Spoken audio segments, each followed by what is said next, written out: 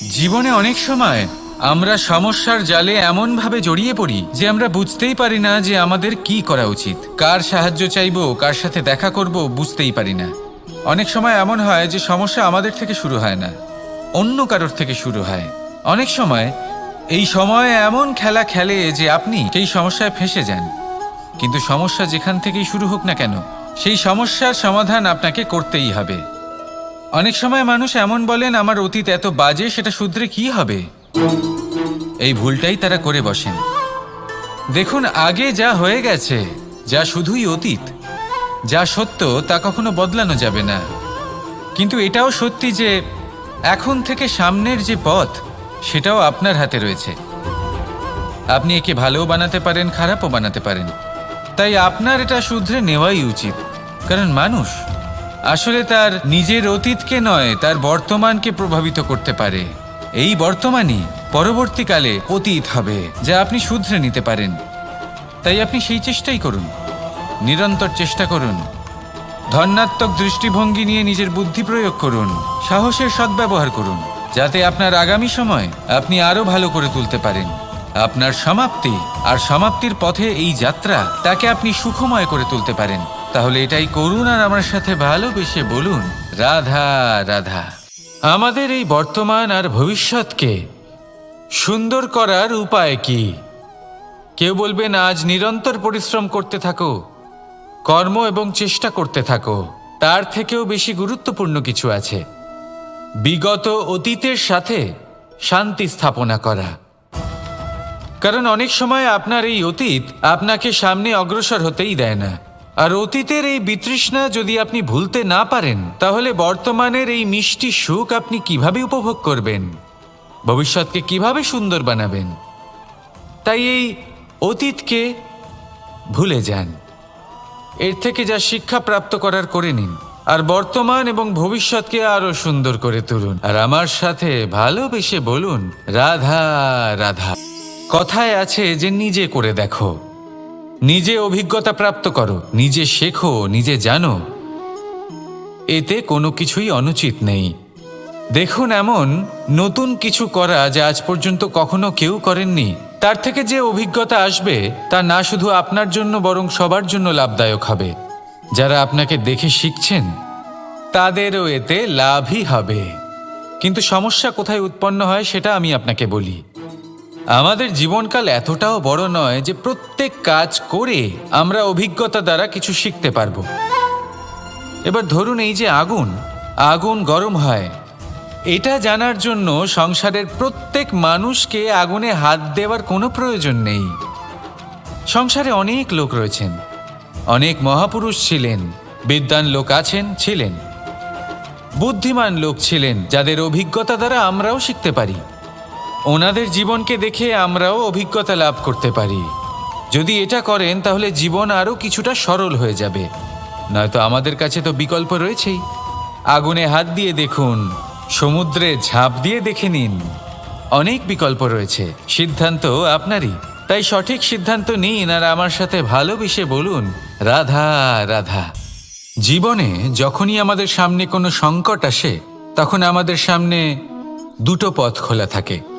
প্রথম পথ ভয়ভীত হয়ে যাওয়া, দ্বিতীয় পথ সাহসের সাথে তার সম্মুখীন হওয়া।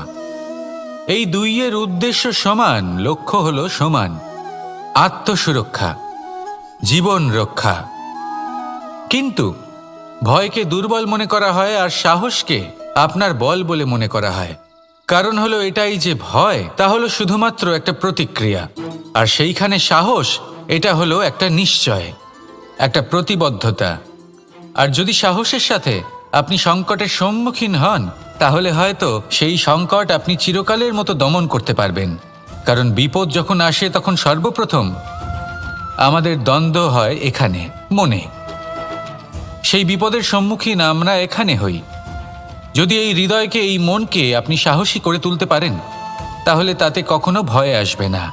আর সেই বিপদের সম্মুখীন হওয়াও সরল হবে, জয়লাভ করাও সরল হবে।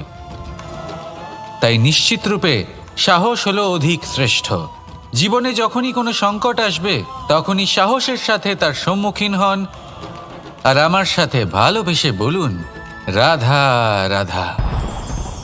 আমরা সকলে জীবনে ঈশ্বরের কাছে কিছু না কিছু প্রার্থনা করি, আর ঈশ্বর যখন আমাদের মনস্কামনা পূরণ করেন তখন আমরা প্রসন্ন হয়ে যাই। কিন্তু যখন ঈশ্বর আমাদের মনস্কামনা পূর্ণ করেন না, তখন আমরা ভাবি, সন্দেহ করি যে সত্যি ঈশ্বর আছেন। আপনাকে একটা কথা বলি, আপনি যদি ঈশ্বরের সম্মুখে নিজের ইচ্ছে বা মনস্কামনা রাখেন আর ঈশ্বর তা পূরণ করেন, তার অর্থ হলো ঈশ্বর এটা জানেন যে আপনার তার প্রয়োজন রয়েছে। কিন্তু যদি আপনি কামনা করেন আর তা পূর্ণ না হয়, তাহলে শুধু এটা মনে রাখবেন যে ঈশ্বর সেই সব দেখতে পান যা আপনি দেখতে পাচ্ছেন না। দ্বিতীয় কারণ হলো এটা, ঈশ্বর এটা খুব ভালো করে জানেন যে যে ইচ্ছে আপনি রাখছেন সেই ইচ্ছে আপনি নিজের জোরে পূর্ণ করতে পারেন। তাই যদি আপনার ইচ্ছে ঈশ্বর পূর্ণ করেন, তাকে ধন্যবাদ জানান। আর যদি উনি আপনার ইচ্ছে পূর্ণ না করেন, তাহলে আরও ধন্যবাদ জানান। কারণ হয় উনি আপনার মঙ্গল চাইছেন, বা উনি আপনাকে ততটাই যোগ্য বলে মনে করছেন যে আপনি নিজেই নিজের ইচ্ছে, নিজের স্বপ্ন পূরণ করতে পারবেন। নিজের কর্ম করতে থাকুন, জীবনের সামনে এগোতে থাকুন, আর আমার সাথে ভালোবেসে বলুন, রাধা রাধা। একটা গাই আর একটা বাছুরের মধ্যে কেমন সম্পর্ক থাকে?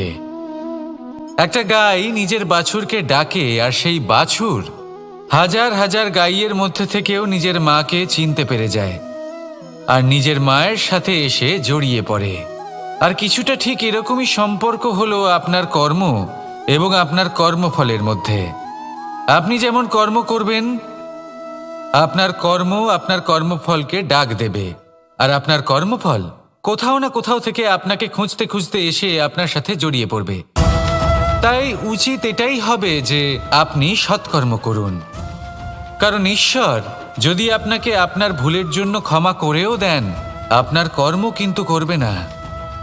তাই যদি আপনি দুষ্কর্ম করতে চলেছেন, তাহলে আপনি প্রস্তুত থাকুন, আর যদি আপনি শুভ কর্ম করতে চলেছেন, তাহলেও আপনি প্রস্তুত থাকুন। আপনার কর্ম যেমন হবে তেমন ফল আপনার কাছে নিজে থেকেই চলে আসবে। আজ না হোক কাল, কাল না হোক অন্য কোনো সময় অবশ্যই আসবে। আসুন আমার সাথে ভালোবেসে বলুন, রাধা রাধা। আম এবং নিম, এই দুই যে যার স্থানে অত্যন্ত বিশেষ, অত্যন্ত শ্রেষ্ঠ। আম আমাদের শক্তি বাড়ায়, আর অন্যদিকে নিম রোগের সাথে লড়াই করার আমাদের ক্ষমতা বাড়ায়।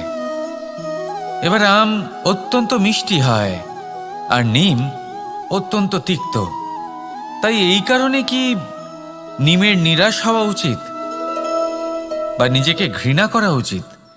তার স্বাদ তিক্ত? কখনোই নয়। দেখুন, নিম তিক্ত, এতে নিমের কোনো দোষ নেই। দোষ হলো জিহ্বার, যে মিষ্টি পছন্দ করে, তিক্ত পছন্দ করে না। কিন্তু যদি আপনি নিজের জীবনে নিমের প্রয়োগ না করেন, তাহলে আপনার রোগ প্রতিরোধ ক্ষমতা বাড়বেই না। তাই নিম হলো অত্যন্ত গুরুত্বপূর্ণ।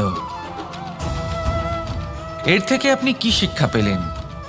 এটাই যে জীবনে কখনো অন্য কারোর মাপকাঠি দ্বারা নিজেকে পরখ করবেন না।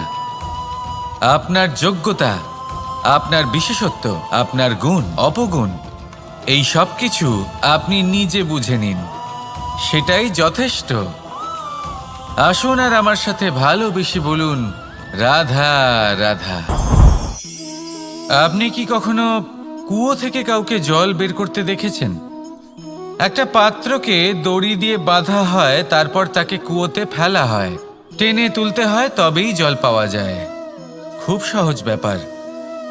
কিন্তু কখনো এটা ভেবে দেখুন, কুয়োতে পাত্র ফেলার পরে যদি পাত্র সোজা হয়ে থাকে, তাহলে তা জলে প্রবেশ করতেই পারবে না। না জল সেই পাত্রে প্রবেশ করতে পারবে, সেই পাত্রকে নত হতে হবে, তবেই জল সেই পাত্রে প্রবেশ করবে, তবেই টেনে আনলে সেই জল আপনার তৃষ্ণা নিবারণ করবে। আর এর মধ্যে জীবনের একটা মূল্যবান শিক্ষা লুকিয়ে রয়েছে। এমন এক শিক্ষা যা সংসারের প্রত্যেক মানুষের জন্য গুরুত্বপূর্ণ। আর সেই শিক্ষার নাম হলো বিনম্রতা। সংসারে প্রত্যেক মানুষের বিনম্র হওয়া উচিত। আপনি নিজেকে বিনম্র করে তুলুন, আপনি বড়দের আশীর্বাদ লাভ করবেন, সাফল্যের মুখও দেখতে পাবেন। আপনি যদি বিনম্র না হন তাহলে কিছুই টিকবে না। সেই জন্য বিনম্র থাকুন আর আমার সাথে ভালোবেসে বলুন রাধা